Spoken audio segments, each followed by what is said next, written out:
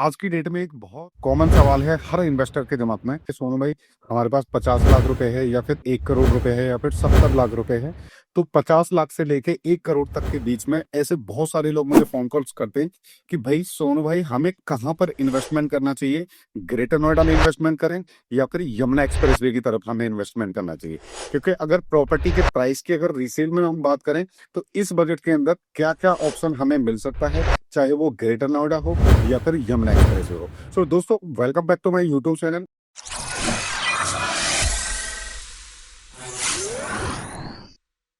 And आज की video में मैं बात करने वाला हूं, अगर आपका कम बजट है, चाहे आप 1 ईयर से अगर नीचे आपका बजट है, तो आपको कहां पर प्रॉपर्टी में इन्वेस्टमेंट करना चाहिए, ग्रेटर नोएडा या फिर यमुना एक्सप्रेस वे तक। तो आज की वीडियो में पूरा एक्सप्लेन करने वाले हैं कि कौन सी जगह पर बेहतर है और इनिशियली रिटर्न आपको कहां से किस तरीके का मिल सकता है। अगर आप लॉन्ग विजन सोचते हैं तो आपको कहां पर जाना चाहिए। अगर आप इंस्टेंटली इनकम चाहते हैं और इंस्टेंटली रिटर्न चाहते हैं तो आपको किस लोकेशन पर इन्वेस्टमेंट करना चाहिए। क्योंकि एक तरफ है डेवलप सिटी और एक तरफ है अभी बिल्कुल फ्यूचर सिटी। क्योंकि ग्रेटर नोएडा एक पूरी तरह से डेवलपिंग शहर है, क्योंकि आप इसके अंदर बिल्कुल रेडी टू मूव प्रॉपर्टी आप इस बाय कर सकते हो। या फिर अगर आप देखेंगे तो येडा जो है वो यमुना एक्सप्रेसवे की तरफ एयरपोर्ट के आसपास जितना भी एरिया है वो आने वाले 5 से 10 साल बाद वो लॉन्ग विजन अगर आप रखते हो तो आप यमुना एक्सप्रेसवे की तरफ जा सकते हो। बाकी हम एक्सप्लेन करते हैं कि आपको कहाँ पर किस टाइप की प्रॉपर्टी मिलेगी और कितने बजट के अंदर आपको यहाँ पर मिलने वाला है। सबसे पहले हम बात करेंगे ग्रेटर नोएडा की। अगर आपको रेडी टू मूव प्रॉपर्टी चाहिए तो ग्रेटर नोएडा बेस्ट है। आपका पूरा डेवलपिंग शहर है और इसके अंदर आपको चाहे वो कोई मॉल्स हो, हॉस्पिटल हो, रोड कनेक्टिविटी हो, ट्रांसपोर्टेशन फैसिलिटी हो, तो एक डेवलप सिटी के अंदर जो जो फैसिलिटी होनी चाहिए वो सारी फैसिलिटी, चाहे मेट्रो हो, आसपास मतलब किसी भी टाइप की फैसिलिटी होती है, वो एक शहर में फुल्ली डेवलप शहर है तो इसके अंदर आपको आपको सारी फैसिलिटी आपको इसके अंदर देखने को मिल जाती है। अगर आप चाहते हो कि भाई हमारे कम बजट है तो हम ग्रेटर नोएडा के अंदर किस टाइप की प्रॉपर्टी में जा सकते हैं, तो आप या तो आप फ्लैट में परचेसिंग कर सकते हैं। क्योंकि अगर आप प्लॉट के प्राइस में जाएंगे तो अल्फा बीटा गामा डेल्टा जो भी परी चौक के विद इन 5 किलोमीटर की रेंज में अगर आप देखोगे तो 60 मीटर का प्लॉट भी आपको यहाँ पर कम से भी कम ग्राउंड फ्लोर या फिर कंप्लीशन अगर आप पकड़ के चलते हैं तो अप्रोक्स आप मान के चलिए 1.25 करोड़ रुपए का आपको यहाँ पे 60 स्क्वायर मीटर का प्लॉट आपको देखने को मिलने वाला है। तो प्लॉट की हम नहीं बात करेंगे इस बजट के अंदर। बाकी अगर आप चाहते हो कि भाई हमारे 1 करोड़ या 1.25 करोड़ के आसपास अगर आप बजट है तो हम प्लॉट में ही जाएंगे, तो आपको 60 स्क्वायर मीटर या फिर 40 स्क्वायर मीटर के अंदर आप जा सकते हैं, जहां से आपको इनिशियली इंस्टेंटली आपको रेंटल इनकम आना स्टार्ट हो जाती है। तो एक तो रेडी टू मूव प्रॉपर्टी ये होगी कि आप प्लॉट में जा सकते हैं इतने बजट के अंदर। मिनिमम इससे नीचे बजट आपको कहीं भी नहीं मिलेगा।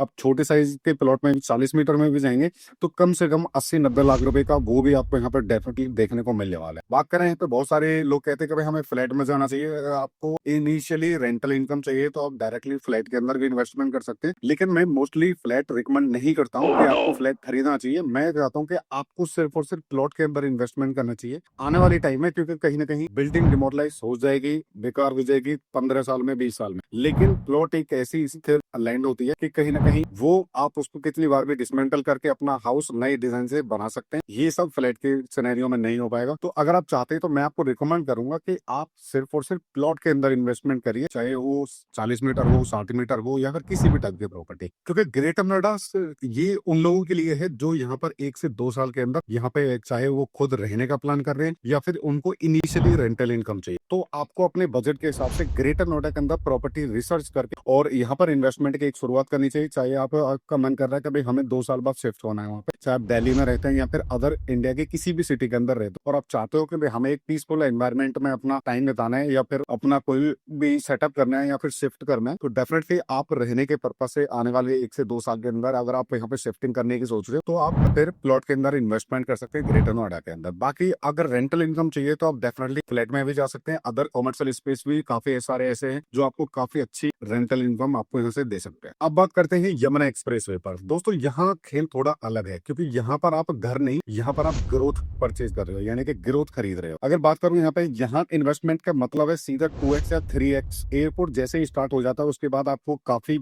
एक्सपेंसिव प्रॉपर्टी इस एरिया के अंदर देखने को मिलेगी। ऑलरेडी जैसे आपको पता है फिल्म सिटी का काम स्टार्ट होने वाला है, एंड यहाँ पर ट्रांसपोर्ट हब, एजुकेशन हब, ये ऐसे काफी बड़े बड़े ऐसे प्रोजेक्ट है जो यहाँ पर आने वाले टाइम में काफी अच्छा रिटर्न आपको यहाँ की प्रॉपर्टी दे सकती है। अभी यहाँ पर रहना मुश्किल है, क्योंकि मैंने आपको जैसे बताया रेडी टू मूव प्रॉपर्टी चाहिए, रहने के पर्पज से चाहिए तो ग्रेटर नोएडा जा सकते हैं, क्योंकि यहाँ पर आने वाले कम से कम 5 से 10 साल लगेंगे सारी फैसिलिटी आने में, जैसे ट्रांसपोर्टेशन फैसिलिटी, हॉस्पिटल, मॉल या फिर किसी भी अलग बेसिक फैसिलिटी की बात करूं तो यहाँ पर कम से कम 5 से 10 साल लग जाएंगे इन चीजों को आने के लिए। तो कहीं ना कहीं अगर आप लॉन्ग विजन देखते हैं कम से कम 5 से 10 साल का, तो आप यमुना की तरफ अपना इन्वेस्टमेंट कर सकते हैं। या फिर अपने एक फैमिली के लिए एक तगड़ी वेल्थ बनाना चाहते हो तो डेफिनेटली मैं आपको रिकमेंड करूंगा कि आप यमुना एक्सप्रेसवे की तरफ ही प्लॉट में इन्वेस्टमेंट करिए। आप अपने बजट के हिसाब से, ऐसा नहीं है कि आपको 50 लाख से लेके 1 करोड़ के बीच में कुछ भी नहीं मिलेगा, आपको 60 स्क्वायर मीटर का प्लॉट तो मिलेगा वहां पर। तो अभी जाने का टाइम है, यानी कि अभी उसमें भी अगर आप लेके आप इन्वेस्टमेंट करते हैं तो आने वाले टाइम में आपको काफी अच्छी